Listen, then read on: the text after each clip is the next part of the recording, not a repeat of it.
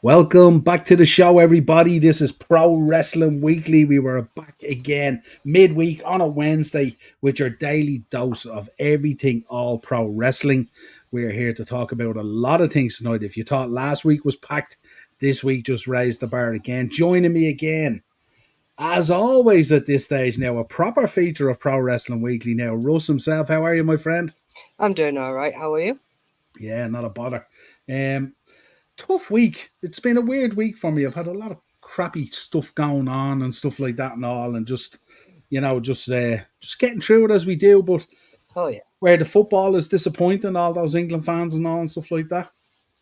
The beauty for us is because we're pro wrestling fans, we get to take a break from talking crap about football and we talk about pro wrestling, our other passion, as they say. If you could subscribe to the channel, hit the bell notification button, drop a like on the video, and of course, make sure you're sharing the love over there on Russ's channels as well. We'll catch up with him later at the end of the show about what he's up to this week, who he's killing in Call of Duty or whatever it is, and who he's sacrificing in these horror games and all that kind of stuff. You got the second part correct, not the first part. Yeah, absolutely. Let's get into the chat. Michael Vasquez, how are you, my friend? Thank you very much for uploading the video. Appreciate you in there. Maura Hodge is in, the Maura Hodge machine guns. What's the crack, Noel? Big up, Eno. How are you? Enjoy enough of the bashing on whichever wrestler I would be on about. I've no favourites, all in good fun. Don't we all love tearing each other? So here's to wrestling. I love it. There you go. Positivity, that's what we want. And a big shout out to everyone that's soon to be joining us live on the chat. Really appreciate it. Sean is in there. Big up, Sean. Howdy, Sean. Niall and Russ. Don't forget, Sean, we need to get you on again soon. So make sure we put something together, especially for Scrapper Mania and how it's developing and stuff. My prayers go out to the Anoya family. God bless you, Sika. Yeah, we'll rest in peace, Sika. And my so good. He put it in there twice. Roman Reigns returns this Friday on SmackDown, or does he? I would doubt it. It's too soon, especially on a Friday show after we've just got the debut. Yeah, absolutely. Looking forward to watching UFC 303 on Saturday night and AEW and New Japan Forbidden Door pay-per-view on Sunday night. I tell you. You must never work, Acers. You must just stay up all night and watch this stuff. What's the crack at Niall and Russell? Big up, Daz. Good to see you. Georgia 1-0 up. Interesting. I've Green Day tomorrow. Green Day? Yeah, Green Day are playing here tomorrow, yeah. That's a blast. He's been killing it. In the last month, he's been at the Smashing Pumpkins. He's been at Limp Bizkit. And now he's been at Green Day. And I'm sure he'll tell us a few more in the chat as well. This lad is living that college life big time. Please do. 2000s rock is just... I love 2000s rock. And then off to France for 2 weeks, so I could do any time after that. Yeah, we'll put something together. And have a bit of fun. Might even have you on with Russ and we'll have a fun show and stuff like that. Oh, hell yeah. At Acers. Sure. I'll try, but France is an hour ahead and the Wi-Fi at the campsite is shy. Yeah, you told me that before. That's a regular spot for Sean to go to, I think, because he's told me that before when we've tried to do shows. He'd love to do them, but the Wi-Fi is shocking. As of now, Scrapper Mania and Indie, yeah, absolutely. 100%. Right, folks, before we start, first of all, I want to give a shout out to a good friend of mine, Dave White. He's been a lifelong friend. We've been friends since I was about 15, 16. We did everything together. His father sadly passed away on Sunday, and he's being buried tomorrow, so I'll be there. I was at the funeral home tonight, so just thinking of the White family at the moment, David, Tom, John, and Jane. I know your dad will be back with your mother and your brother Frank, and we'll be living it up there at the moment. So shout out to you guys.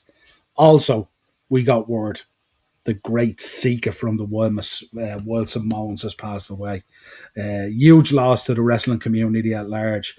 This man was very influential, of course, in The Rock and Rikishi, and obviously being Roman's dad and all that kind of stuff. And that moment of passing the ceremonial beads and all that kind of stuff was such a cool moment. And it wasn't really, little did we know, it wasn't really just for TV, Russ. It was a poignant moment, a passing of the torch of the head of the table and all that kind of stuff.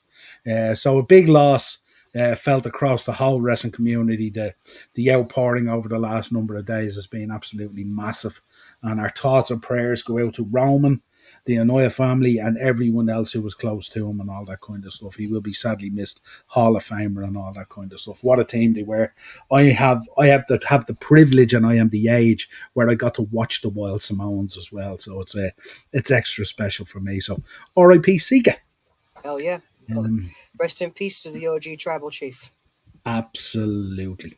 Now take some comments first here again. And WWE in Dublin, yeah, WWE in Dublin. I looked at prices for just for the tickets, and oh my god, it's too expensive. Looking for £100 for just me and my missus. That's just me and her, like no food or anything, just 100. That's £50 each. Yeah. What'll I tell you? That's cheap. Oh yeah. That's cheap these days. Cheap. Yeah.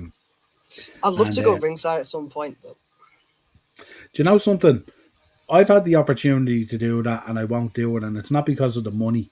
It's because I don't have the same fun. Because I often find going to these wrestling shows, the fun that you create within your own group, up in the bleachers or in the risers or whatever it is the moments that you create for life, as opposed to being down. Because I think if you're down there in that kind of section, everyone is just so laser focused on the ring and everything else. You forget that you're actually out on a night out to have fun with your friends as well and stuff like that. From that point of view, we've had some great times, some WrestleMania moments and stuff like that. And it, like, we've been sitting in back rows and we've had so much fun and stuff like that. You know, it's untrue. Baz is in. Big up, Baz. Evening, lads. What's the crack? That's how we're doing, mate. And Sean, £50 each. That's about the cost of 4 standing tickets for Pantera. I'd love to go see Pantera.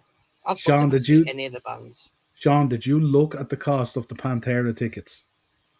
Ridiculous. Just while on the topic of like 2000 rock bands, I also want to say a big RIP to the lead singer of Crazy Town. He unfortunately passed away yesterday. It sucks, really. I don't really hear much of his band, and now that he's dead, I can't go see him live, and it's really unfortunate. It's also a big loss to everybody who used to listen to Crazy Town and fans of the 2000s rock. Crazy Town, did they have that song Butterfly? Yes. There you go. Yeah, R.I.P. Thoughts are with anyone at the moment who's gone through a tough time or struggling, or, you know, anyone who needs to reach out and stuff like that, or anyone who's lost anyone. You know, it's always a very difficult time in people's lives. You get more of a sense of terror when you're sitting up. You do, absolutely. Up near the back. Yeah, absolutely. Oh, no, I meant the cost of 4 WWE tickets for Russ is the price. Yeah, Pantera standing the other day. 200 for Pantera standing the other day. That's ridiculous. The cheek of that Phil Anselmo guy. Kenny, thank Christ I got pre-sale tickets for Pantera. Absolutely, Kenny. It was a war bloodbath on Ticketmaster the other day. Bloodbath. AC/DC is no picnic either. I'm off next week to London. I'm going to AC/DC in Wembley on Sunday night. Can't wait. Cannot wait. Fun. Really looking forward to it. Well, right. I've got a comedy gig in 2 weeks as well, so we're all going places. Oh, tell you. It's nice to have something to look forward to. Yeah, apart from this weekly show now, this cool weekly show that we do. Yeah? Oh, yeah. Right, let's get the thoughts. Sean, you were going to be delighted at this. Absolutely delighted. Sean is as big a John Cena fan as you'll ever meet. John Cena, my time is done. Give me your thoughts in the chat on that, and obviously you as well, Russ. There's a little rundown of his career. He's broke every record. He's done everything. He's done it all. He's been there. He's Grand Slam. He's Slammies. He's Make-A-Wish. He's done it all. What a guy he is. Let me know your thoughts. Russ, talk to me. John Cena. Okay, so I've actually had the privilege of seeing John Cena wrestle live. Back in, I want to say, 2013, WWE came to the Leeds Arena for the first time. It had just been built, so they came to the Leeds Arena, and it was an absolute blast. We saw CM Punk, Paul Heyman, Ryback, Curtis Axel, I believe he was at this time. I don't know if it was Michael McGill or Curtis Axel, but a load of the classic Attitude Era, like PG era wrestlers. and it was absolutely fantastic, and I really, really enjoyed it. So for me, John Cena does hold a special place in my heart. Do I believe he is due a retirement? Yes. I feel like he's done it all. He's currently tied with Ric Flair for the most world titles, and I do not believe anybody should break it. If anybody does break it, I've got an idea of how it should be booked. However, I just don't think it should be. But looking at all his achievements, he's truly done everything. And if he's going to stop now, he needs one more match to officially put over the next big thing or to put over the next so-called John Cena. Basically do what they did the Austin Theory, but make it better and make it actually lead somewhere. Big John Cena fan. I've always enjoyed when he comes back. I wasn't really a fan of his like, oh, I'm just going to win the title every like few months just to get numbers. I don't like it with Charlotte Flair. I definitely don't like it with John Cena. But aside from that, is he due retirement? Yes. Is he still a good wrestler? I'd argue so. And if we get one more match at Mania, whether it be him against, I don't know, anybody, I kind of want to see him versus Bron Breakker. Tell us in the chat. Tell us in the chat. Who would you like to see? Who should John Cena's final match be against at WrestleMania? What would be your preference? For me, I think it would have to be either John Cena versus Bron Breakker or John Cena versus Chad Gable. The reason why I say Chad Gable is because Chad Gable is the closest to a Kurt Angle archetype we're going to get. And I feel like they were put on an absolutely fantastic show. We've seen it with Shinsuke Nakamura at a live TV show. So if you can bring that magic to Chad Gable, well, we might have a match of the year contender on our hands. 100%. I'm kind of thinking maybe, like he had the match against Solo, which kind of was weird because they never continued the elevation of Solo after it. If anything, he went on a kind of a losing streak and stuff like that. But I'm kind of thinking with John Cena, maybe we need some sort of a, like a Legends match or something like that to bow out. Maybe, him versus a Randy Orton or him versus, something of that ilk maybe, as opposed to trying to give someone another pump.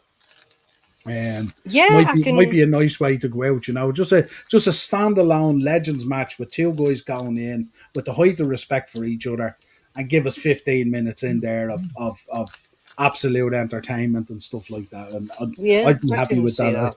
I've a lot of respect for him because I think, he really, really carried the company on his back at a time where it really needed it, when the company was going through a real tough time. And, a lot of the PG stuff and all was very frowned upon and stuff like that, So I have a lot of respect for John Cena and stuff like that, And I think actually it's a shame we couldn't roll the clock back maybe 15 years and maybe get him turning heel or something like that in the current climate or something like that. Would have been pretty cool to see. But I think when you're of that ilk of the Make-A-Wish stuff that he did, he's a record breaker in that, and his Slammery Awards and everything he did and stuff like that. And it's John Cena is another one of those things like what we're feeling now with Roman Reigns. It's only when you don't have him and he's not there you feel it. When he's there, a lot of it's taken for granted and stuff that. No, but an exceptional performer. Was absolutely brilliant when he had to step up and he had to deliver in a serious way in matches. He always did it. Rarely injured,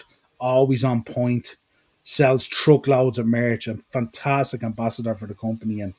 And he'd be sadly missed when he does actually down tools for the final time and stuff like that. But thought I'd put it out there. It was a question that was out there this week, and certainly he deserves his place and stuff like that. 100% agreed. He should be probably in the Hall of Fame within next year or even the year after. Yeah. For me, a highlight of John Cena's career will always be his US title run, where he did the US Open Challenge, where we saw Sami Zayn, Kevin Owens, right, all these people from NXT who came up, and now look at them.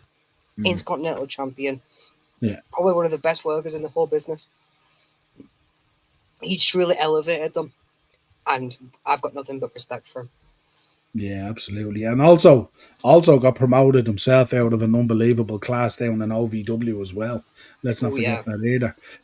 Ian is saying he wants Brock Lesnar. Great shout. CM Punk would be a great shout, especially, we're going to talk about this is the week of the pipe bomb little spoiler there for our history section that's coming up later. Can't wait for Ospreay versus MJF feud next year. That certainly will be interesting. There's only one man I want to see take Flair's world title number, and that's Randy Orton. However, you can argue he's already ahead of Flair, as most of Flair's titles were held elsewhere. Yeah, hasn't he got a couple that aren't recognised? Yeah, I think if you're a purist of a fan, you recognise them, but I think it's the number is the number. Let's not. We're not going to devalue nature in any way and stuff like that. But I do think it's certainly it's hard when you're comparing, decades and all that kind of stuff. Should be against Brock Lesnar. Greatest scene of backstage segments Royal Rumble 2005 with Christian during the Royal Rumble draw. Unbelievable. The stuff with Tom going on. Unreal. Unbelievable. That was also that's also when we got Eddie and Flair, didn't we? Robbing the balls. Yeah. So good. But that rap with Christian was brilliant as well. Christian for stuff like John Cena, who was kind of that powder puff comedy kind of stuff. And all. Christian is so suited to that. From his stuff with Edge and all and stuff. So yeah, really, really cool. But, yeah, we said we'd put it out there and rightly so. We want to talk about this. This was a big announcement this week. Yeah. Massive. This shocked me a little bit, I can't lie. Just very, very out of interesting. nowhere. Yeah. And I was reading today, as far as I know, they're all in staggered years. So they're really putting the plan out there now. It's like as if they're dropping this 5-year plan and the structure of it and everything and all. And I believe it was a massive deal as well with Indiana Sports and all that and all. Absolutely monstrous all. You can imagine, look at those 3 events, 3 of the biggest events they hold every year. Massive, massive revenues involved and stuff like that. So it was I only have one complaint about this agreement. Only one complaint. The Royal Rumble next year is February 1st. Royal Rumble should always be in January because January is the start to the road of WrestleMania.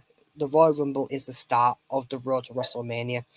And that needs to be built up through 3 months because we've got an amazing story with Cody Rhodes and Roman Reigns both times to build up in those 3 months. Why would you have it in February? You've got 2 months worth of building then. I think the reason they're doing it in February because it's a bit later is I think it opens up more locations for them for a weather point of view because obviously they like to do a lot of stuff on the East Coast and that January-February period on the East Coast is just depending on how big they want to do the events because obviously they're looking at these events now and it looks like they're all going to go stadium events. So I think that might be part of the thinking as well. The other thing is, they've pushed Mania out nearly 3 weeks. So Mania next year, even I was looking at Mania next year, it's I think it's the 19th or something like that, isn't it? 18th and 19th or something like that. So everything is getting pushed out. The question is, what are they going to do with January? How are they going to fill that void? What's going to go in there? Day one, they have to. They've got to do some kind of pay-per-view. Possibly, do another day one. Just don't do it as well. Just don't do it as horrible as they did 2022 because 2022 was a rough year for wrestling. Ridiculously rough year. Yeah, I think so as well. Yeah, went through these comments already. Yeah, but it was a huge deal. Got to talk about this one. Triple H on the Pat McAfee show there the other day was talking about a number of things, but especially he was talking about the Netflix deal coming in January. And he said Netflix is completely different animal right now. A lot of talk going around at the moment about sounding out the chants and the language and all that kind of stuff and all, And the excitement here is just as an example of us being on Fox and if the crowd chants holy shit or something much worse, they just take that audio. Sometimes they take the picture and the audio off and it's just a black screen. Yeah, we won't it's have awful. We won't have those issues on Netflix, the ability to be live globally, the ability to have everything seen all at once. It's a game changer moment. And I think in many ways, not to disparage other partners because we want to be everywhere, but that's sort of where the world is heading, streaming services. True. Great point in the game. I'm looking forward to it being on Netflix, if I'm being really honest, because Netflix is a lot more accessible than Sky. Like I used to watch it on Sky, and it was awful. It was awful because you have to find where it is, and then the adverts are like every like 15 minutes or so. So the fact that going to Netflix is a huge, because not only is it accessible to a lot of people, but everybody has Netflix. So many good shows are coming out on Netflix anyway. So you're pretty much getting more than you bargained for. I just hope now that maybe they might do something with the WWE network properly. And when I say that, I mean if Raw's going on Netflix, could they also put like SmackDown or even Speed or Main Event on WWE Network? Because if they're going through streaming services, they've got their own streaming service. Yeah.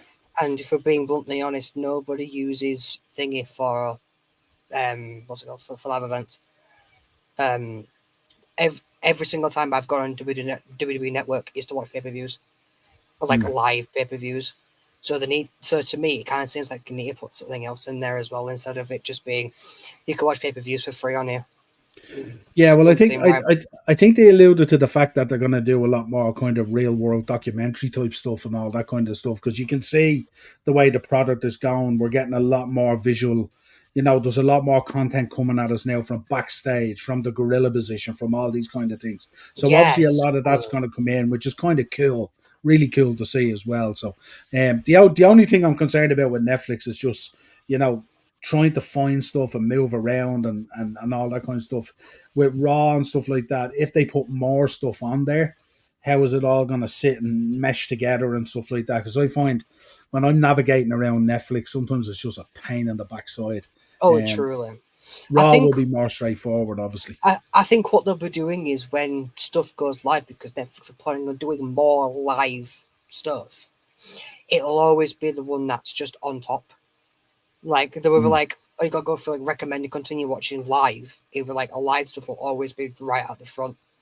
So I feel like if they're doing that, then it'd be more beneficial. But if not, then it's Netflix. It's not exactly going down well recently. Anyway. Yeah, I think ultimately we'll probably end up with some sort of a TKO app eventually, that you can select your wrestling and your UFC and all that kind of stuff, and it would make sense to all come under the one banner and stuff like that. And again, depending on how they charge for the service and stuff like that, because it's going to be interesting to see what Raw going on to Netflix does to the Netflix charge and stuff like that. So I think it'll um, remain the same. really, Yeah. I don't know. They've paid big wedge for this. They're going to have to recoup it. Well, the thing is with Netflix, right? Netflix is already massively popular without the without live services and without streaming services. So how is having Raw gonna change? If anything, it'll just bring more people into it, because the people who don't have Netflix want to watch Raw live, and they could be like, "Oh, okay, I suppose I'll pay for Netflix." Then when they pay for Netflix, they're like, "Oh, there's actually quite a lot of good stuff on here." So it's a kind of like a free advertisement, if that makes sense. Where it's like Yeah, people so are playing it's it, like you're paying drawing for it people for in, Raw. like you're drawing Yeah, people in. Yeah, but I don't yeah. know if they paid 5 billion for this, Russ. That's big bucks. Oh yeah. But It's a lot of money. So, Ian Zane says, "Let me guess, more dubbing." No, it'll be less dubbing. This is what H is saying here. There will be yeah. less dubbing. So that's what we're all crying out for and what we're looking for. Daz, can't wait to see what Shane does in AEW. Can you imagine we spoke about it last week? And I tell you, since we spoke about it, it's took momentum. So Oh yeah. we should take a little bit of online social credit for that as well. Jack saying, big up Jack. Hello, hello, Hey, hello. mate, Hope how we you are doing? good, my friend. But yeah, we'll wait and see with Netflix. Something tells me we ain't gonna get less. We ain't gonna sit with the same charge somehow, I think. I don't Um, think so. I would be surprised. We're going to get into talking about Money in the Bank shortly, and we'll also talk about Raw as well. But you want to mention a guy's name, and apparently, when you mention his name, he appears. Oh, are we talking about the man, the myth, legend himself, Joe Hendry? The fact There that you I go. called it There you last week, go. I said that tonight we were going to see the NXT debut of Joe Hendry, and he's the second person out. Man, the pop he got was unreal. Think about it this way, right? This guy's never been on NXT or WWE. He's not even been in TNA that long. And that's the pop he's getting from NXT. Imagine the main roster. This guy is over in every single promotion he goes to. Prove me wrong. What do you think? Tell me what you think the appeal is. He just seems like a lovable guy there that people just want to see do well. He's so one thing that I've really know about Joe Hendry is that he gained a massive popularity through his comedic promos and his really good in-ring ability. He blew up on social media, especially with his theme song that he made himself. It became, I want to say, number one or top 5 in the charts in Scotland when his song first came out. He's massively popular all over the world. He's got great in-ring ability. He's a meme. He's literally the living. He's reached popularity without even doing anything. Just look at the result from NXT. He's a great wrestler. He can have great stories. He's comedic. He is basically a better Santino Marella. He's a Santino Marella that could be world champion and taken seriously. The reaction was unbelievable, and I seen him getting interviewed on Busted Open Radio with Tommy Dreamer and Dave LaGreca and stuff, and it was just he's so humble but so thankful for everything and stuff like that. And he just comes across as a top human being, and it's great to see. And listen, we've seen in the wrestling business, being that type of person doesn't guarantee you jack shit at times. There's plenty of lovely people who've gone into wrestling, and the wrestling business is eating them up and eating them and spat them out and stuff like that and all. But yeah, it was kind of cool to see these numbers and stuff like that. And when you think, 3.5 million plus views in just 15 hours was outstanding on X. He was just about 1.3 million off Uncle Howdy's arrival, but he outdid that then within a matter of hours and stuff like that. You see these numbers that they're drawing in. But it's this is the thing, crazy. right? If Shawn Michaels right now, or anybody who's behind the scenes of NXT, should take this. They should take this and run with it. The popularity that he's got, the views that they would get. If you advertise Joe Hendry on NXT TV, people will tune in. People will watch. He is ridiculously popular. And the fact that from one appearance, 7.1 million views, that should say something. That should actually say something. They should grab him. They should get him while he can. I'm not saying give him a contract or anything, but work with TNA a little bit more. Get him on the show. We've already teased that we're going to get more Joe Hendry anyway, but we need this more. Because I'm going to be honest, NXT right now is a bit of a drought. There's not really a lot to keep me going back. Trick Williams is fun, but aside from that, meh. Right? There's a fatal four-way happening for the NXT Championship. Sean Spears, Ethan Page, the actual number one contender, and Trick Williams. I'm not looking forward to that match because I've had Joe Hendry. Joe Hendry in NXT is what captivated me. And aside from that, there's nothing else there. Get a big name like Joe Hendry in NXT. Then you're sorted. This will outright beat AEW any day of the week. He's awesome, and I love Joe Hendry. Just for JSW in the chat there, say his name and he appears. Boom, and he's back. I believe in Joe Hendry. There we go. And the one stat that I really was blown away by, and I likes the bottom one. He's had more views than the debut of Okada, Ospreay, and Mercedes Moné in AEW, which was 2 million views on X. Exactly. He had 7.1 million views on socials and 3.5 plus million views on X within 15 hours. Well, it's incredible. To throw in my 2 cents here, the reason why he did so well is because he's new. He's not been in the wrestling game long. He's not been popular really long. But everyone knows Okada, everyone knows Ospreay, and everyone unfortunately knows Mercedes. But this guy is new. This guy is fresh, and people want to see him succeed.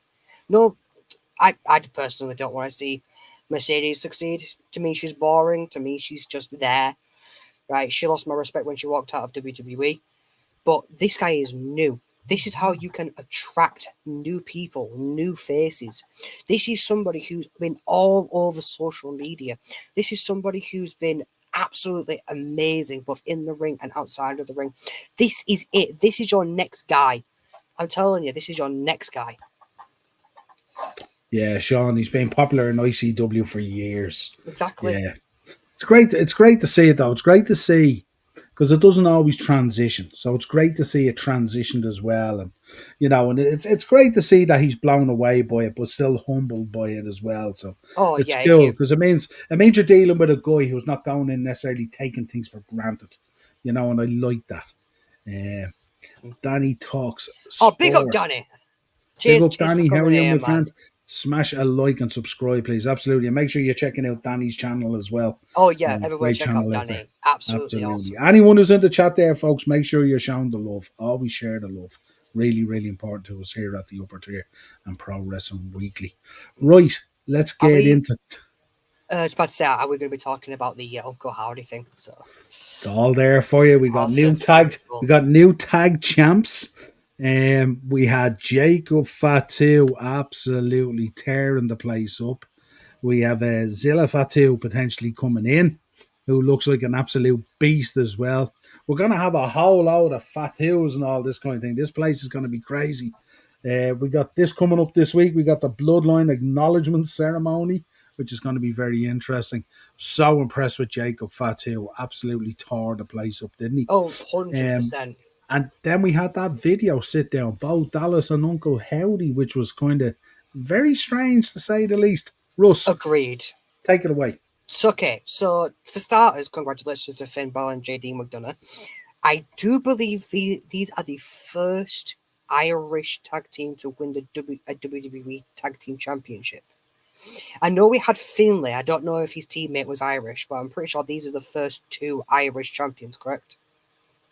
As far as I know, that's correct, yeah. Yeah, just about to say so. Congratulations to those two. I can imagine you're really happy for Finn Balor and JD McDonough.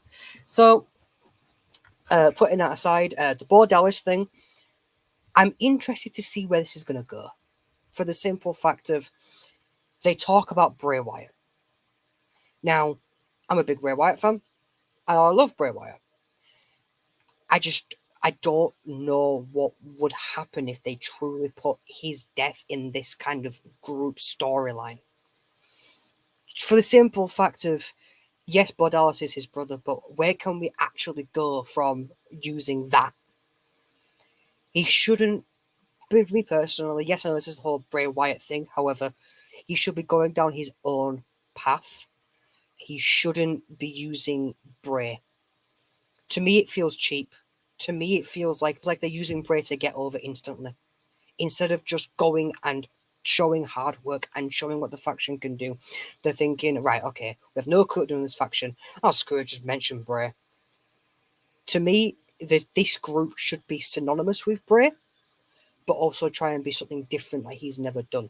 I'm not looking for a new Wyatt family. I want to see the Wyatt Six. I want to see this group develop outside of what we've had before. Because don't get me wrong, The Fiend and the 551 House, that was awesome. But that's Bray Wyatt. We don't need another Bray Wyatt. We need a new Bo Dallas. And Bo Dallas too.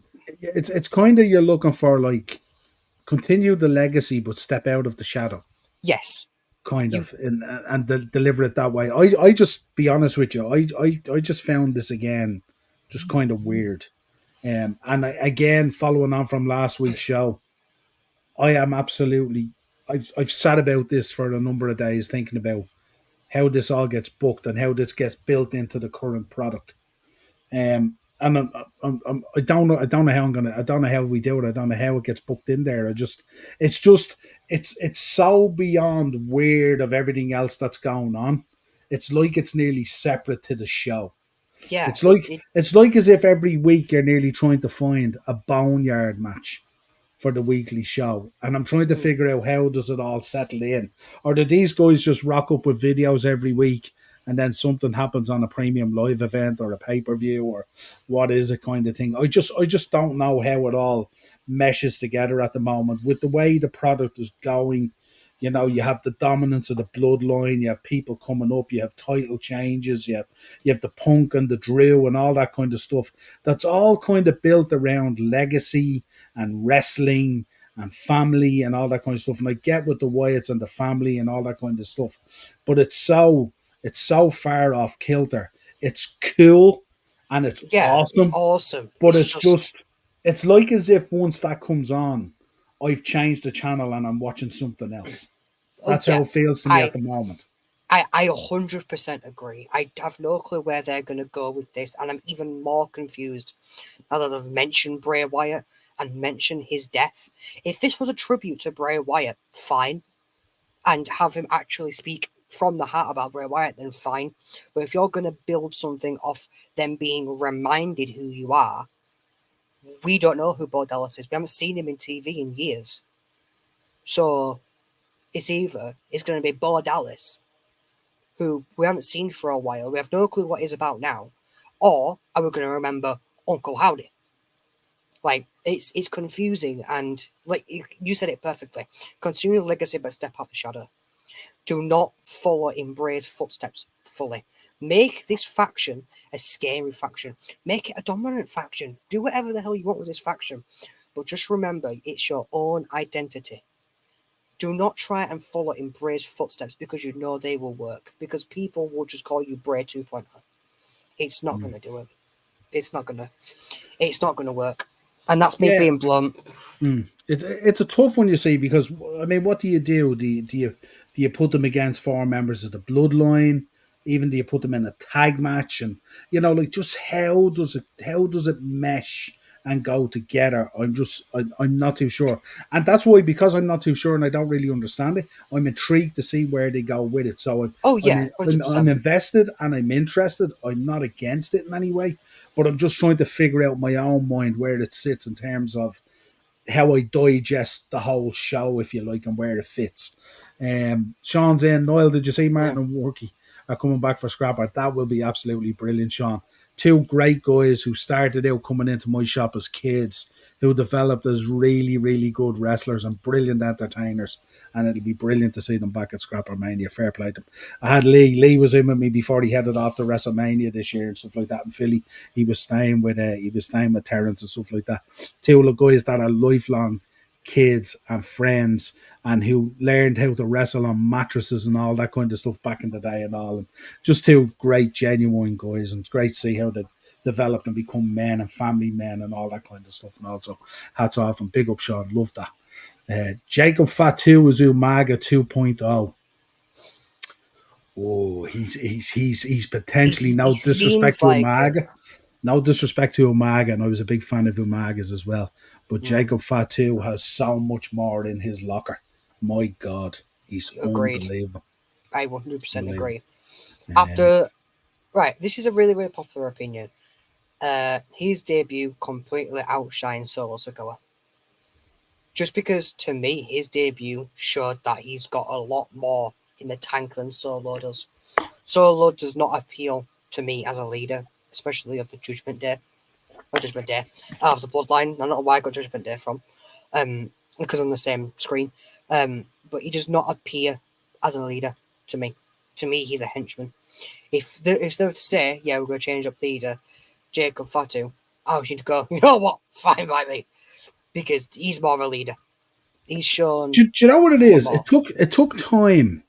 It took time for Roman as well to get down the mic and the facials and that kind of the timing and the cadence of everything that he did. And I think for a while Solo has struggled with that. But I've looked at Solo in the last week or two, and I get the feeling he's beginning to get it. He's beginning to pace himself. He's beginning to look out at the crowd. He's beginning to answer people in a certain way.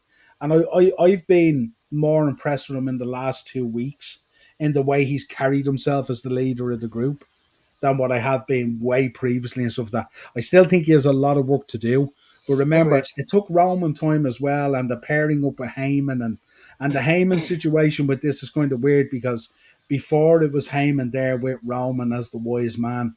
Now it's Heyman wanting to get away. He's like someone that's trapped and imprisoned in this Yeah. group. So he's not really necessarily given that Heyman rub to Solo. But I think I look at Solo and I think, yeah, he could potentially get there. Where before I would have been like you going, maybe they need a leader on the mic or something like that. But then I'm looking at the guys that are there, and I don't know whether any of the boys are capable of taking that whole mic thing on, because as good as Jacob Fatu is, he's just a lunatic on the mic. If you listen to any of his mic work, he's not going to sell you as the leader. He's going to sell you as the crazy guy who gets the job done. You know what I mean? So it's How it interesting. should be and how this entire thing should end is old bloodline versus new bloodline, and Mm. Roman's not a part of it and the Rock's not a part of it, but they're leading them. We should have the old bloodline versus new bloodline, with the Rock leading the new bloodline and Roman leading the old bloodline. That's how it should end, in my opinion. They'll definitely want to be involved. Oh yeah, 100%. Definitely. We're not getting away with these guys just sitting on the outside, that's for sure. But it's going to be intriguing because there's so much more to arrive and stuff like that. And I even seen a poster there the other day and had the old bloodline versus the new bloodline, and who was up in the corner? Sami Zayn. And I was Yeah. thinking Oh yeah. that's an interesting slide on this altogether. I think it'll happen. I genuinely Mm. think Sami Zayn will be like, look, I know I'm done and I know I'm betrayed you guys, but I'm going to do this just to make sure that they don't. Yeah. I think it'll be Kevin Owens as well. I think it'll be the Usos, Sami and Kevin. Yeah, it's definitely going to be interesting because it's going to be interesting to see the way it all evolves and stuff like that and all. And it's the thing about it as well is, if you have an old bloodline versus new bloodline, how much of the show does it take up as well? It'll be a war. So It'll be a yeah, war games. it'll be interesting. Daz is in. Who do you think Wyatt 6 attack? I've no idea. Braun Strowman. Yeah, maybe. I think maybe. Or do you know what they could do? What they could do is they could just start targeting maybe all of Bray Wyatt's ex-opponents or something like that, and do it like a horror version of a Legend Killer kind of thing with Orton kind of thing, and just go down through it like that or something like that. I really don't know what way they're going to do it, you know what I mean? And it's just... I feel like Chad Gable's going to get involved. Yeah. Chad Gable will get involved in storyline at some point. Mm. Maybe that's how he wins Money in the Bank. Just have vertigo. Yeah. Yeah, I as I said, I just don't know. I tell you what they will need to do, though. They'll need to brush up and get it going pretty soon, because we could soon pretty quickly get jaded of all these just kind of grimy videos and stuff like that and all. I think you need to get a bit of substance. We're going to need to see one of them in a ring or in a run-in or some sort of a reason for existing. Mm-hmm. That's more than the legacy of Bray Wyatt. That's what I think anyway. Agreed. But we shall see. Sean's in. At least Martin finally got out of the Joy. Yeah. The Joy over here is a prison, by the way. And the gimmick they did was the lads from the flats. So they grew up in the flats. So they were around drugs and cocaine and all that kind of stuff. So that's the gimmick. And what happened was that the way they wrote Martin off the show was he lost the match and he ended up going to prison in the Joy. That was the storyline in the prison. So, but obviously it didn't happen. He went off to Philadelphia, and his lovely fiance over there, or wife at this stage now, maybe. Wouldn't rule that out. Yeah, no, absolutely. So very, very interesting at the moment. Another belter of a Raw, and we only touch on some of it really, because it could have a show in itself. Right, we're going to start talking Money in the Bank. Yes, we are. Sammy rejoining the OG bloodline. Yeah, he needs to. Absolutely. I'd argue you were the best part of the bloodline. But yeah, absolutely. But before we get into Money in the Bank, we're going to ask you guys in the chat to do your homework. Mm-hmm. Let us know your Mount Rushmore of Money in the Bank cash-ins. Do your homework on that. Google it away. Let me know what you think. Drop it in the chat. If you only want to give me one or two, it's fine. Me and Russ will have a chat on it as well. So Russ has his 4. So Russ, let's go. Give us your 4 then. Okay. Out of the blocks. Okay. Number 1. Seth Rollins cashing in on the Brock Lesnar Roman Reigns match at WrestleMania 31. Yep. Just absolutely fantastic, right? There was a problem. Nobody wanted to see Roman. Nobody wanted to see Brock. So we were like, right, cash in. We can make you this big monster heel that nobody likes. And there you go, problem solved. People loved Seth Rollins as champion because it fixed the Roman and the Brock problem. That's why it's number one. And it's just iconic. I'd argue WrestleMania 31's a one-match show. And that's the main event. Not because of who was involved, but because of the cash-in.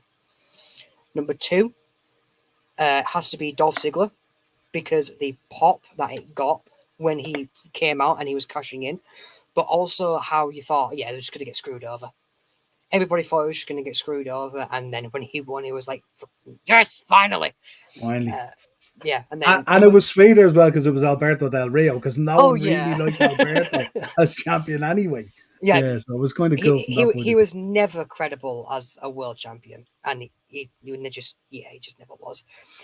Number three, Liv Morgan.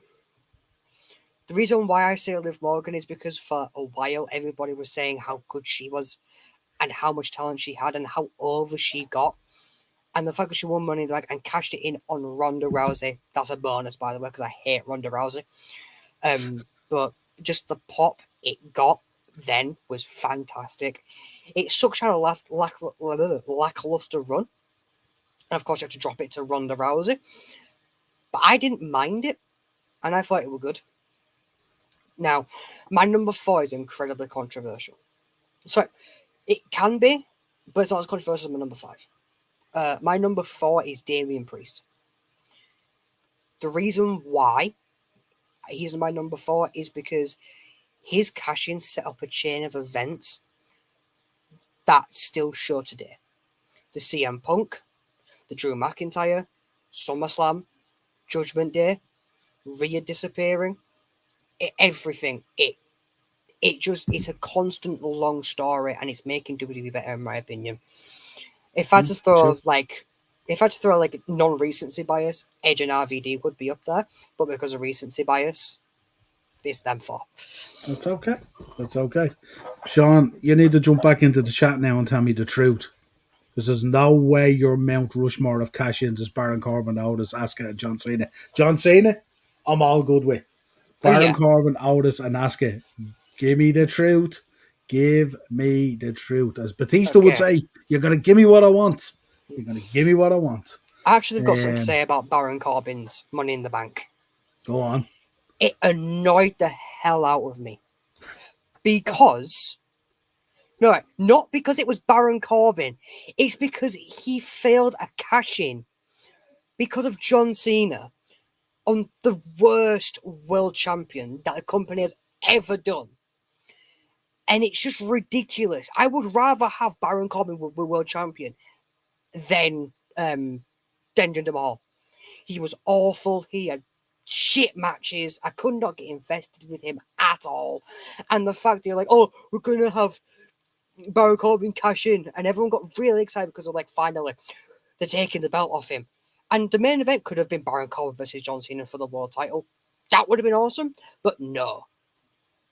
You had to do a stupid roll up and have Jinder Mahal go over Baron Corbin. Oh God, it infuriates me. Interesting. Good question here as well from JSW. Give us your shout outs. Who do you want to win this year's one? I'm torn between 2. And you can give me the men's and the women's if you like. Right. I'm torn between 2 for men's and 1 for women. Number 1, I would like Chad Gable. Chad Gable, I feel like, deserves it. He's a great heel, credible worker. He cashes in as his heel persona. This is the closest we're going to get to a modern day Kurt Angle, and I love Kurt Angle. Number 2 would be Jey Uso, because I feel like it would be a big stick it to the OG bloodline for him basically to say, yeah, you guys don't know. You know, we carried you for 4 years. You're just my little brother who thinks you're better, but you're not. I'm Mr. Money in the Bank, and I'm going to go on to become World Heavyweight Champion. He needs it. He deserves it. Interesting. For women, I'm not saying that she's going to be in the match, but I'm hoping it's Shayna Baszler. I'm hoping it's Shayna Baszler. 3 spots to fill in that. We'll go through it shortly. Sean's back in. I told you, I feel like Batista now, don't we? Fine. Rob Van Dam, Edge, Seth, and maybe Damien. Yeah. Okay, so someone agrees with Damien. Someone agrees with Damien. Yeah. But definitely, I knew RVD was going to be in there anyway. Oh, yeah. 100%. We're talking about Sean. This is ECW Sean. You're not getting a list without RVD in it when the chance presents itself. JSW is insane. Main event, Jey Uso for the win. Seems to be front and center on the poster anyway, if it's not the go, boy. He is. What about, isn't there a qualifying match this week that has Drew McIntyre in it? I believe so. If Drew's in the match, I still don't think he'll win. What if he wins it and cashes in on the same night? No. And spoils the Priest Rollins situation so the stipulations get defunct? Nope. Not getting it, no? Not Priest feeling that? Priest is going over Rollins. Then he's going to go to SummerSlam. Gunther's going to win. He's going to go on a lengthy reign until WrestleMania. And that's when we'll get a new world champion. Do you know why I put that out there? Go on. I was trying to cheer you up from your disappointment of last week. That's why I put out there. Win the Money in the Bank and the World Heavyweight Championship on the same night. No. There you go. Even if they did do that, they'd still find a way to screw him out of it. Let's just be honest. You know, if that happens, you're going to be getting spammed at 4 a.m. Oh, I am. Sean's in. Looking forward to seeing Shayna in Bloodsport in July. Oh my God. CM Punk costs Drew Money in the Bank and builds to the match at SummerSlam. But they don't need more build. They do not need more build. Can you imagine them just there on the ladder and just Punk runs in and pushes it? Oh God. What would be nice is if that did happen, he plays Broken Dreams. Yeah. He plays Broken Dreams to distract Drew and then comes out and pushes him. Or just gets the mic and starts singing it in the ring as Drew goes flying with the ladder or something like that. Hang him up on the ropes and then leaning in the corner while bouncing and dream broken dreams. Yeah. He needs to get a set of those Nike dunks as well done in the Scottish colours or something. Yes. Like that. Just to really ham it up. Just to really ham it up. Yeah, I like the sound of that. I like the sound of that, Sean. Yeah, Drew, Sheamus, and Iliad, I think. Yeah, interesting. JSN. I love the idea of broken dreams out of time, so say goodbye. Yeah, basically. Just sings it and then just boom. Can you imagine? Let's stop giving WWE all our great ideas and stuff like that. That's for sure. They won't accept it. They think Gunther as world champion's a good idea. Come on. You don't like that? You don't like the sound of that down the line? Down the line, yes. This year, no. Okay. Just that's another chat. It's kind of weird, isn't it, when you're kind of thinking, Gunther, you got to earn it when you think of what he has done. Yeah, but there's other people who deserve it more. Yeah, I still like my idea of Punk singing American Pie. Oh yeah, Jesus. Or just pushing that ladder, shaking it, going bye bye Scottish pie. Bye bye. Unreal, yeah, mad the stuff we come up with. Right, let's talk Money in the Bank, of course. Let's talk about we've had a few entrances into the matches. We've had a couple of matches added. We've had stipulations added, all that kind of stuff. So ramping up to be a phenomenal week in Toronto. SmackDown on the Friday, Money in the Bank on the Saturday, and of course NXT. You'll be pitching your man Joe Hendry for NXT Heatwave. Mm-hmm. Talk to me. How are you feeling about Money in the Bank and how it's shaping up for next week? All right, so just in total, the Money in the Bank, especially just the pay-per-view right now, does not seem that interesting. The matches outside of the Money in the Bank do not seem interesting to me. Because Sami Zayn versus Bron Breakker. If Bron Breakker gets the IC belt this soon into his main event run, we're wasted Sami. And we've gone through how many matches with Chad Gable, only for him to drop it to Bron Breakker. That's Steiner privilege. I'm just saying, that's Steiner privilege. Steiner privilege. Yeah.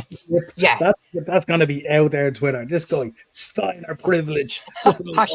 This guy is This guy has spent a year or two folding lads in two, running the ropes and nearly putting rings into the front row near alone people. And you're talking Steiner privilege. Yeah, Is Steiner Steiner privilege? privilege. Is Steiner privilege such a bad thing? Yes, Oh, it's the same as Samoan privilege, right? do you know what? I won't Just be worried about anything else in this card. But if Braun Breaker folds Sami Zayn in two, I will be extremely happy. no, Just saying. right. My thing is that right now, I think WWE has slightly the same problem as AEW, and that is they have stars, they just have too many. I don't want to see Sami Zayn lose the IC belt to Braun Breaker. There's people who do, but I just don't want to see it. Right? I saw his NXT Championship run, thought it was boring. I don't really want to see him with the IC belt just yet, especially taking it off Sami Zayn. To me, that just don't seem right. If he's going to take a belt off anybody, I feel like it should be another heavy hitter. Don't stop putting Sami Zayn in these so-called underdog positions. You've done it too frequently. He's now a 4-time Intercontinental Champion. He's not the underdog no more. Stop putting him in underdog contests. It doesn't I, work. I think the problem is depending on who you book him against and stuff like that. He's generally feeds off that, and he's generally going to look that way. Not out of disrespect for what he's achieved or disrespect for his career, but I just think visually, it's going to look that way. Yeah. There's very few. There's very few in there, and there was a lot of comments. There was a lot of stuff online this week talking about Sami Zayn and how he looks and everything, and how he presents himself, and could it do with a little bit of work on it, in terms of presentation. Yeah. I'm not too sure about that because I'm not like one of my biggest heroes in wrestling was Dusty Rhodes. Oh yeah. So I was never overly worried about, you didn't. Not everyone didn't have to look like the Ultimate Warrior. Everyone didn't have to look like Hulk Hogan. But I think with Sammy, it is kind of when you're putting him in there against the level of athlete that's there at the moment, the likes of Breaker, the likes of Chad Gable, the likes of even big guys like Bronson Reed and stuff like that, who just look like destroyers. It probably sometimes become a little bit far fetched when you're expecting these guys to lose to Sammy Yeah. constantly.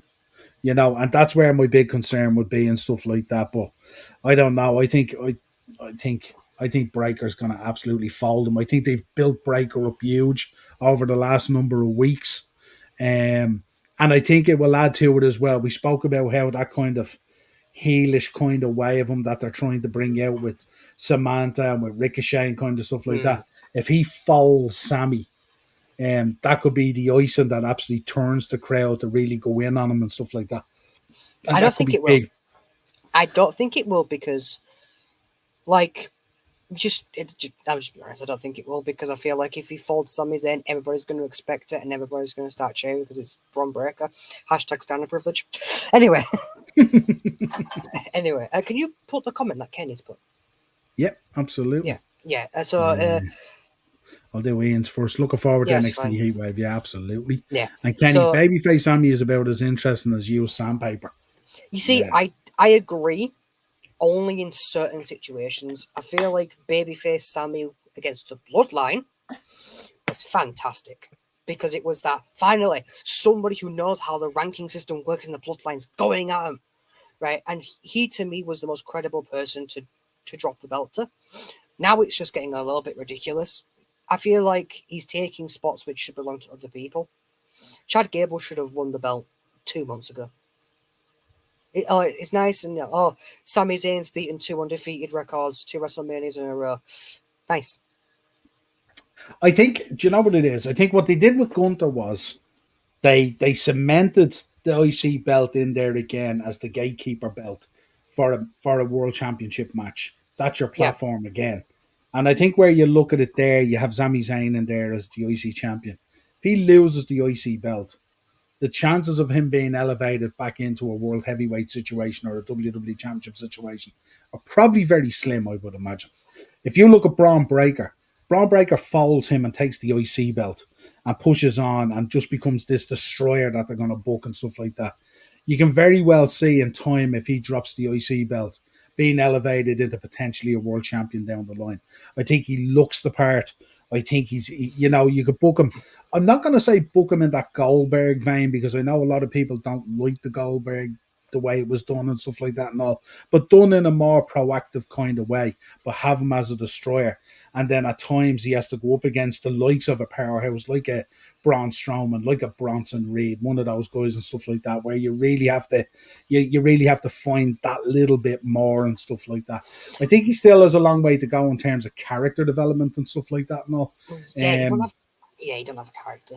but see, You the thing genuinely about don't. it is, if you make him IC champion, he has that level playing field there, that kind of just below top echelon, with those guys to fine tune and hone that against some really good characters in there and stuff like that. And also, we'll see what happens. But I don't know. I just find, as I said to you before, I didn't really buy into the Sammy Gunther one really at all, and No, I just find neither. it.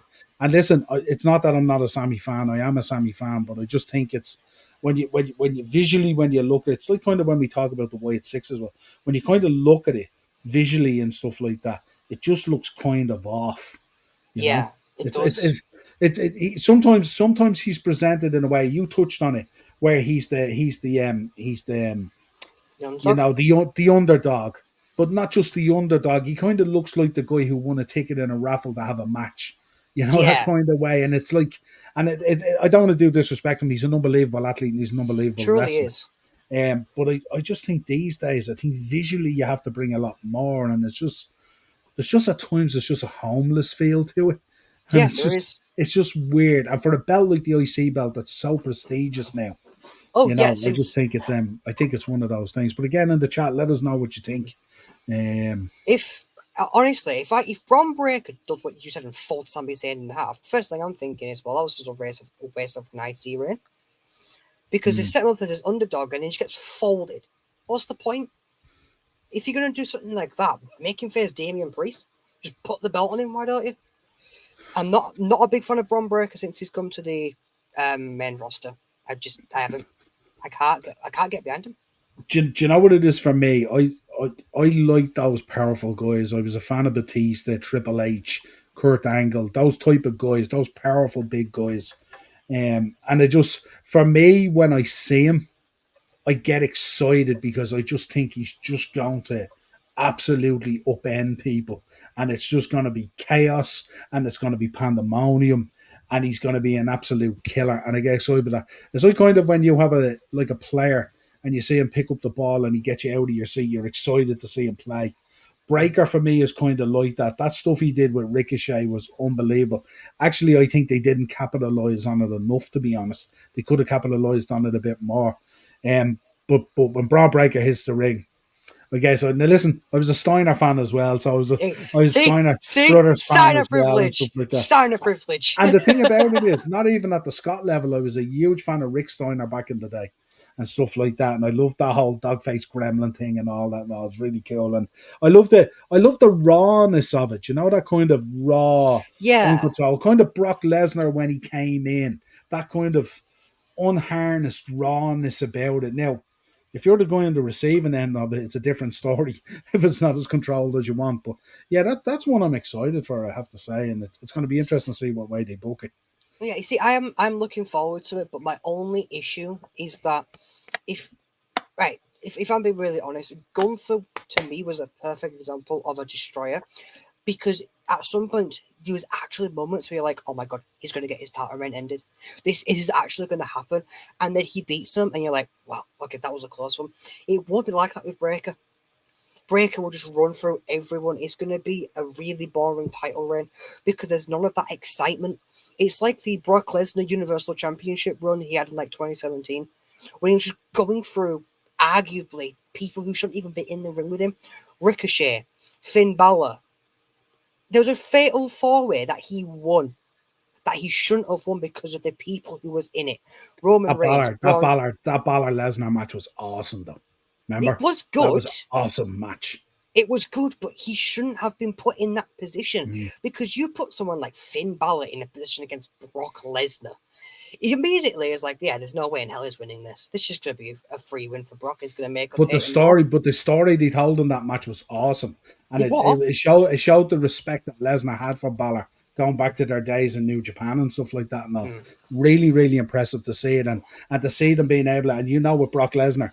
Brock Lesnar at times doesn't like telling a story with wrestlers unless he's invested in it. Oh, And yeah. if he's going out putting in that effort for you, it means he holds you in very high regard and stuff like that. But I think they could do. I think they could do really interesting things with Braun Breaker. You know what I mean? It's like, I mean, let's be honest. For a lot of the stuff that Goldberg was doing, people popped for it big time and stuff like that. Whether it still works in 2024, I'm not too sure. Now, it went from being cool to being the ridiculous. But when you see the likes of a Goldberg beating the likes of Big Show or the Giant at the time and stuff like that, that's impressive. Yeah, that's impressive. If you get a Braun Breaker in the ring there with a Bronson Reed, that's going to look impressive. Visually, it's going to look impressive. It's going to be an unbelievable. And like, he's not just going to hit him and finish him.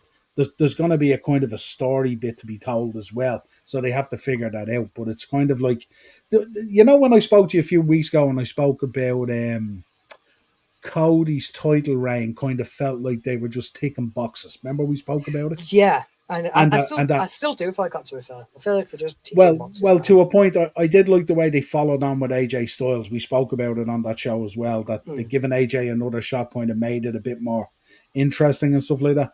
I kind of feel with Sammy, it's kind of the same thing as well, because if he beats Braun Breaker, kind of where do you go then, because look at the wins he's had over Chad and all this kind of stuff and all. It's a difficult one to figure out them where to go, and then you look at, you've so many people caught up and stuff, you're going to have two new holders of the Money in the Bank, which are going to set that storyline pending on what happens.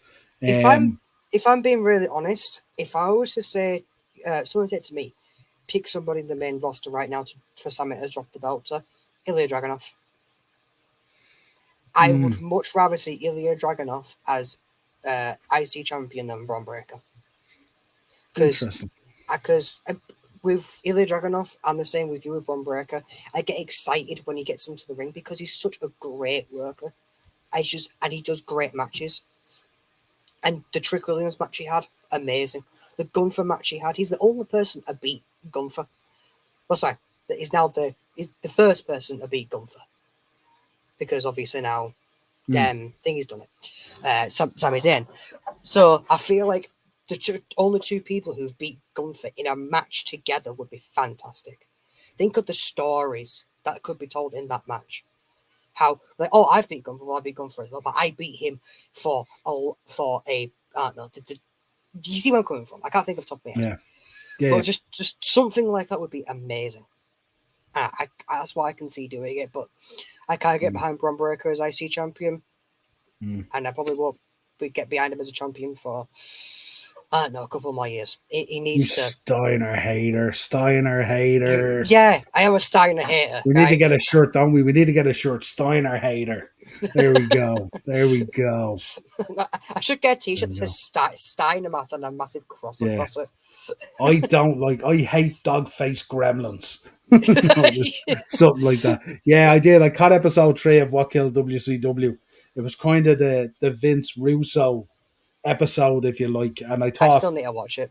Yeah, and I thought episode 4 was last night, and I thought episode 4 then was going to be all about Vince McMahon and stuff like that, but it wasn't. It was really cool.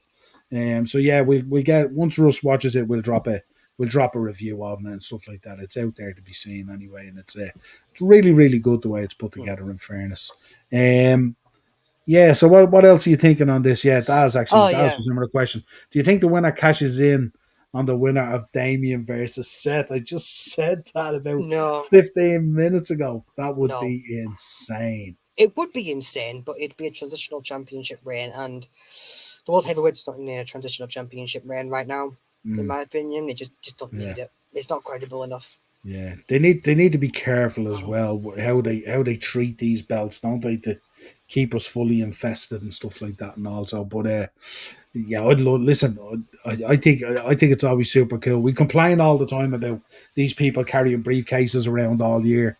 So it's nice sometimes when it just happens on the night and out of the blue and stuff like that. And also would be really cool. It works sometimes. Anyway, yeah. Looking at the match card, Priest versus Rollins. I know Priest is gonna retain because they won't dump the belt back on Seth straight away. So then what happens to Seth then? Where's Seth going? Is Seth going down the road? Is he going down the Cody road? No. I feel like Seth is going to take a bit of a break away from the world. Maybe do like other ones. Maybe I'd love to see him versus Dragunov. Right? I just want to see him face new and really good opponents that don't have to be for the world heavyweight title. He's done his time as world champion. He's cemented it. He's become the face of Raw for so long. It's time for him to just start putting people over or working those matches like he had with Matt Riddle.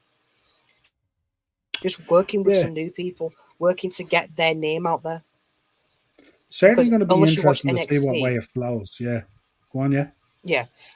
Because if you haven't watched NXT, then you don't know who Ilya Dragunov is. And it'd be nice to like, oh yeah, you know Ilya Dragunov? Yeah. He's facing Seth Rollins. Okay, then this could be a match to watch then. Yeah. So Priest versus Seth, I'm calling it now. Priest is just going to retain. It's going to be a standard match, and Priest is going to retain. There'll be no cash in because they are set on putting the belt on Gunther. And as much as I don't like it, it's going to happen. Spoken about the Sami Zayn v Braun Breaker. The Cody match, I feel like it should have been just Cody versus Solo. Because do you what was I going to say? The interesting thing about Priest as well is if Priest was to lose the belt, and if he was in a way where they could book it in such a way that he pins it on the Judgment Day not getting involved because he has wanted them not to get involved and be this champion, and if they don't get involved, does that lay down the storyline where Priest steps out of the Judgment Day, and that tends to be your feud going into the summer autumn kind of thing? Priest leaving the Judgment Day and the Judgment Day not too happy about it and all that kind of thing. Maybe, I don't know. I don't know. The Judgment Day right now is really, really up in the air. If you really think about it, there's no Rhea Ripley, so that whole dynamic's gone, which arguably was the best thing about the Judgment Day. Liv's infiltrating the Judgment Day. Finn and JD have just become tag champions. There's a whole stuff going on with Dom and Liv, and then there's all the stuff going on with Finn and Liv, and it's just there's a lot of things like intertwining with it. So it's very, very confusing right now, and I feel like Damian Priest leaving would not make a huge impact because there's so many other stories that are currently going on. If Priest was to lose the belt, I'd say don't lose it to Gunther. Save it till around, I don't know, Royal Rumble. I've just seen Kenny's comment. So save it till Royal Rumble, drop it to Finn. Because Finn deserves it. Finn 100% deserves it. And then maybe make a faction with Finn and Liv and someone else. Just, I don't know. Yeah. It's just, I think Judgment Day right now is very, very up in the air. It's becoming more about Dom and Liv than it is. Yeah, and we've kind of champion. We've never had as many factions as we haven't. If you think about it, you've got the Quiet Six in there now. You're going to get the new bloodline, the old bloodline. You got the Judgment Day. You got kind of Cody, Randy, and Kevin doing their thing. You know what I mean? You've got a lot going on, kind of like Kevin Owens is kind of that new Ted DiBiase Jr. part of Legacy or something like that, And it's like I'd like to see that actually, like a new Legacy. That'd be cool. There's a lot going on there faction wise. It'll be interesting to see how it all washes out and stuff like that. Maybe developing these factions and putting them into places is why the timing was maybe perfect for the Wyatt Six to come in, where there's more Yeah. groups there and stuff like that rather than individuals or something like that, But yeah, no, it'd certainly be interesting. Mm. Yeah, so yeah, we'll keep Right. a post anyway, and we'll take a look next week as well. Obviously, yeah, on the women's Oh stuff as yeah. well. Right. I swear to God, Chelsea Green better not win the Money in the Bank. Bo Just Dallas, no. new group of savage, isn't it? Yeah. Again, Stephen, you're Yeah. just very, very cinematic. Yeah, and that's the problem. It's kind of like, where does it sit, Stephen? If Yeah. you're Exactly. in there as well, tell us how are you going to book them. What are you booking their first matches? Tell me what you think. Because we're trying to figure it out here. All right. Yeah. No, I don't think Chelsea Green's going to win it. I You know, personally, if she did, I think it would be a joke, and I feel like that would lead into a Piper Niven title reign. Just hot take. I feel like if Chelsea won it, cashed in, won, it would lead into her and Chelsea Green's, her and Piper Niven splitting up, and that's how they'll put the belt on Piper Niven. I just don't know. I feel like that's how it probably would go down. we'll probably know more when we get the rest of the entrances in there. The Yeah. rest of the entries, I should say, yeah, and see what happens. It's probably a bit early on the women's one to be calling it. That's off to Lyra Valkyria, but absolutely brilliant. She's doing really, really well at the moment. Oh yeah, definitely. What else do we want to look at? Want to take a quick look at Forbidden Door. Just run down through the matches. Some matches in there. MJF is in there now versus Cheerio. Zack Sabre Jr. versus Orange Cassidy, we spoke about last week. Bryan Danielson versus Takagi in the Owen Hart Cup tournament match. Always feels weird for me when they talk about Owen Hart and AEW and stuff like that. And again, I'd say I get it, but just kind of feels a little bit strange. The ladder match could be the show stealer, to be honest.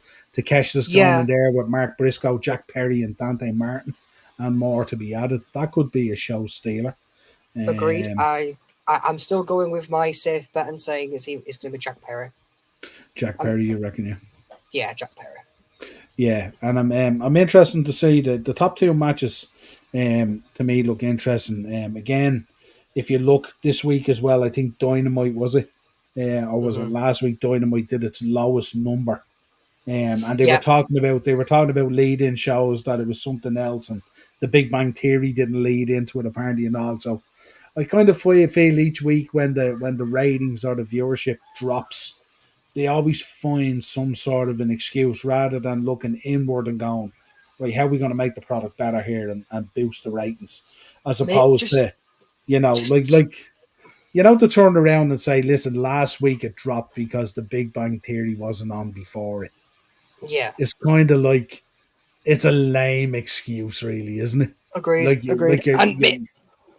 And maybe, just maybe, if you didn't put one of the most awful people who just came in the company a couple of months ago, already challenging for the World Championship, maybe, just maybe, people might actually credit you. It still annoys me that he's getting a world title run, world title match just as he's become international champion, because now they're just going to be killing. They're going to kill either Swerve or they're going to kill Will Ospreay. Absolutely. Now we all know that it's not going to be Ospreay because he pulls in the big one. But Strickland are like, yeah, well, you're giving you a world title run now. Look at this guy. Pick up, Stephen. Let us know what you ordered. Let us, if you ordered a bunch of exclusives offering, so let us know what you ordered. And if you're talking a hefty customs charge, you're probably already feeling that it's going to happen. Jacob Fatu looks the real deal. Reminded me of Umaga. If anybody is interested in like toy belt collectibles, WrestlingShop.com. They is that your shop? No, I was just about to say that's the boys in the UK. Oh, I was about to say, because if it was, that'd be really convenient because I've ordered from there before.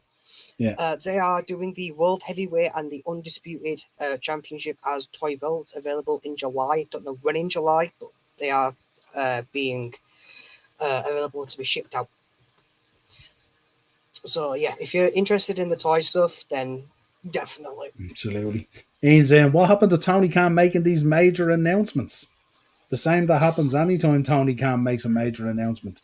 It It's just massively generally is disappointing. a major announcement.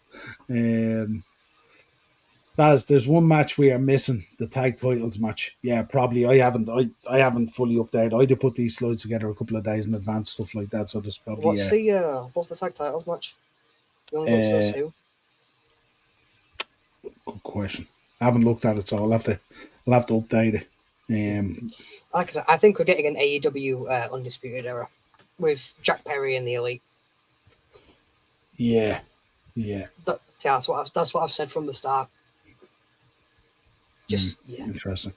Yeah, we'll take a look at it anyway. So as I said, I do put the slides together maybe a couple of days beforehand, and sometimes they're not overly updated because again, I put a slide together for the Owen Hart tournament as well, so on the pairings, but some of them have already been decided, and I just haven't had a chance to update it. But obviously, the winners are getting title matches at All In 2024, so that should be interesting to see how they go. The pairings are kind of interesting. Be interesting to see Jeff Jarrett versus Wildcard. Should be interesting as well. But we'll keep an eye on that on her. I wonder if that Wildcard's going to be Ricochet. I doubt it because I don't think he's actually gone, is he? Look, it's up in the air. All right. Yeah. It's up in the air. I doubt it. Plus, I don't think in terms of this, he wouldn't have, if he has the 90 days no compete, it's not going to be in there in time anyway. I think they've stopped that. I genuinely don't. Do you know what it is? Maybe they didn't write it into the new contract because they've been messing up on a few of them, haven't they? Yeah. That's right. Big up, Peter. Thanks for joining us. Peter in there. Love the pick as well. Awesome stuff. Daz is in. I will send it you, Niall and Russell. Brilliant. Cheers. Thanks for that, Daz. Daz is the man for keeping me and Russ on our toes with wrestling information. 100%. He's fuck the Elite. There you go. Yeah, I hate AEW. Just rock and roll collectibles in the UK are charging over 50 quid for the Elites. Interesting. I ordered the Defining Moment Mankind from Hell in a Cell 98. Awesome. Wow. And I got the 3 Faces of Foley triple pack. Yeah, also really, really cool seeing them. Very, very nice. Very, very nice. Should be heading up to Northern Ireland Comic Con then, Stephen, to get that signed because Mick Foley's appearing at that in September, I think, along with some other wrestlers as well. So, well, we're bringing it up to get it signed. But we'll keep you abreast of everything that's going on. We will take a look back at the results next week as well from Forbidden Door, and we'll keep you updated on the Owen Hart tournament. Again, it just feels weird to me when it's Owen Hart and it's not WWE, WWF kind of thing, but we know the reasons why. Andrew's in. Big up, Andrew. Hope you're good, my friend. Oh, good. Big Randy Orton fan. He was over at Clash of the Castle as well. He had a great time. So good to hear it. Will we take a little bit of history? Of course we will. Take a little bit of history then. Okay, so 2002, former WWE champion Bret Hart suffered a stroke as a result of a blood clot caused by falling from his bicycle near his home in Calgary. That was this week. 2007, for me, such a poignant moment in wrestling and how it changed the face of wrestling forever. Chris Benoit committed suicide at his home in Fayetteville, Georgia, after murdering his wife Nancy and son Daniel in the days prior. He was 40 years old. Tragic event from this week. Tragic tale for such an amazing wrestler. Yeah, absolutely. 1990. The Legion of Doom, Hawk and Animal made their WWF television debut in a squash match at the TV tapings for WWF Superstars of Wrestling in Dayton, Ohio.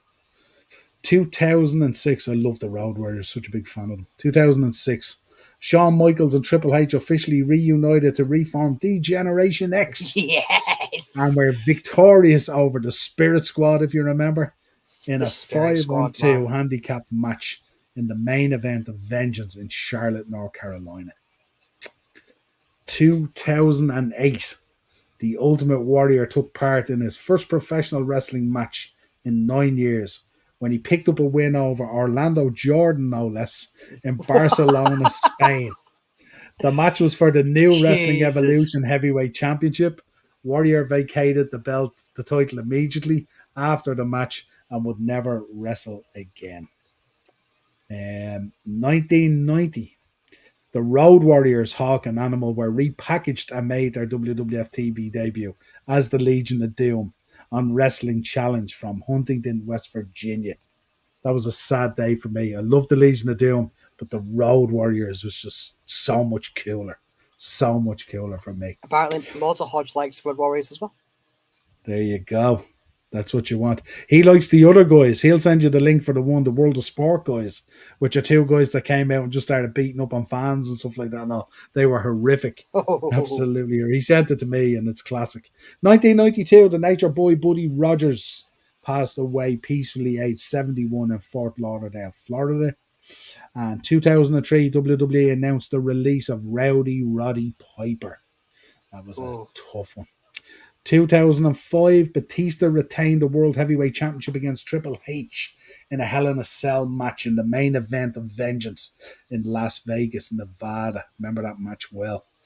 2004, John Bradshaw Layfield, JBL, became the new WWE champion in a Texas bull rope match against Eddie Guerrero at the Great American Bash in Norfolk. As I call it, red light, green light. That's it. And this week in 2011, another thing that shaped the face of wrestling, CM Punk delivered the pipe bomb. How could we forget it? How could we forget it? 1998. Breaking the fourth wall. Yeah, absolutely. Yeah. Hi, Colt Cabana. Hi, Colt Cabana. Look at how that all ended up. Oh, yeah. 1998, WWE's King of the Ring pay-per-view was held in Pittsburgh, Pennsylvania. Mankind and The Undertaker competed in the second Hell in a Cell match to be held on the pay-per-view. Of course, we remember it well. What a match. That's the one Stephen just spoke about. He just ordered the figures. 1999, the day after the King of the Ring pay-per-view, Stone Cold Steve Austin defeated The Undertaker to win the WWF World Championship for the fourth time on WWE Raw from Charlotte, North Carolina. Everything seems to happen in Charlotte, North Carolina. Oh, yeah, just apparently. With a 9.5 TV rating, this match is the most watched wrestling match in the history of cable television. Not sure how that stands up to today, but that's what it was then, exactly. And probably still stands up. Probably still is. I think it will be. Yeah. 2008, after being moved to Raw in the prior week's draft, CM Punk made his debut on the show by cashing in his Money in the Bank briefcase to defeat Edge for the World Heavyweight Championship after Edge is laid out by Batista. I remember that. What a cash in. 2009, Sheamus made his WWE TV debut with a squash match win against Oliver John on the ECW brand. There you go. Sheamus' debut. 2009. 15 years ago. Mad. What a career Sheamus has gone on to have. Hey, it's still not Grand Slam, but there we go. Jay White versus Ray Phoenix as well tonight. Looking forward. That should be pretty interesting. Place your order for the rise and fall of AEW coming soon. There you go. Randy turning heel at Money in the Bank. I hope. I don't see it coming, if I'm being really honest. Yeah. It won't be till after SummerSlam. If Randy's going to turn heel, it has to be when he just turns on Cody, doesn't it? Because that's the kind of teaser that we spotted last week. Remember him staring at the belt? Yeah. However, where would Kevin Owens fit in all this? Like, realistically, how could Kevin Owens fit in all this? The same place Ted DiBiase Jr. did back in Legacy. He's just there.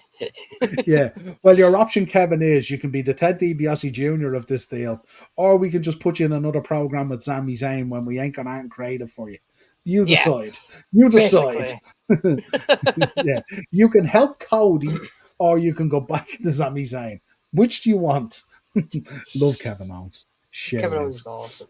Notable birthdays for this week. 1978, Adam Pearce. Adam Pearce. There you go. 1958, a man who has left us who I didn't get the chance to meet but wanted to. Thomas Zeus Lister Jr. Tiny Lister. Speaking of Road Warriors, 1972, John Heidenreich. Should I even say something like that? Is that sacrilege to be mentioning John Heidenreich in the same breath as the Road Warriors? Let's see what people think. Alicia Fox, 1986. One half Wow. of FTR, Dax Hardwood, 1984. 1977, Yoshi Tatsu. And we always Wow. finish out. Yeah, there you go. These guys don't age, sure they don't. They No. don't age. 1977. And we finish out with a legend from 1944. A man who's a legend on everyone's list. The late, great Terry Funk will Oh, celebrate his birthday this week as well. rest That in rounds out peace. birthdays. That's your birthdays and your history for this week. As always, a pleasure having you on the show. We'll roll Thank into you. next week. We'll have Forbidden Planet. We'll have more money in the bank, all kind of sorted out and all that kind of good stuff. You mean Forbidden Door? Forbidden Door. What did I Yeah, say? it's Forbidden Planet, the geeky Forbidden shop. Planet. I was thinking of the comic book shop. Yeah, what was I Yeah. thinking of? Yeah, Forbidden Door. Yeah. Gimmick infringement. Gimmick infringement. Yeah, How yeah. dare you? How dare you? How dare you? Hopefully we won't have any more debts to bring you. We've had enough Oh, this week as it is. all Yeah. I'm saying is that I'd rather go for Forbidden Planet than watch Forbidden Door. Put it that way. Anyway. Come over to the dark side. You never know what you're missing. Yeah. I'll convince you. Don't worry. You'll eventually move over. You'll I, eventually find something you'll be interested in. well, with AEW, doubt it. Oh, No, never. The last competition. interesting thing about AEW was MJF's world title run. After that, I just quit. I was going to say competition is very important, but I shouldn't be using that word competition. But there you go. No. I'm showing my colours here now. Eno's in. Great show, lads, as we are now over and out. There you go. Yes, So, as we are. always, Russ, tell the people, what are you doing this week? What's streaming? What's good? All that kind of stuff. Okie dokie. I'm not too sure about streaming this week because I'm going to be incredibly busy for the next 2 days. I might stream over the weekend, but we'll definitely be streaming some Dead by Daylight, a survival horror game, 1 killer versus 4 survivors. Come check me out at www.twitch.tv/mini kebab overlord. Drop a follow if you can. I'm almost at 100. I'm one off 100 followers, so it means much to me. And aside from that, I'll be on JSY Talks Football Fan Channel on Friday for a quiz. This week will be the wildlife quiz, more focusing around reptiles and what they're called, arachnids, because my mother is a big fan of spiders and whatnot. So please, if you can, come on there. The quiz, I believe, will be around 10:30. So I know it's a bit late, but trust me, it's worth it. Come in, come join the chat. It's all fun. It's all laughs. And aside from that, I look forward to next week, and I hope everybody is going to enjoy the next week of professional wrestling. There we go. So until next time, folks, subscribe to the channel, hit the bell notification button, and drop a like on the video. And help out everyone in the chat on their channels as well. As always, share that good love. Talk to you again real soon. Catch you next week, Russ. In a bit, guys.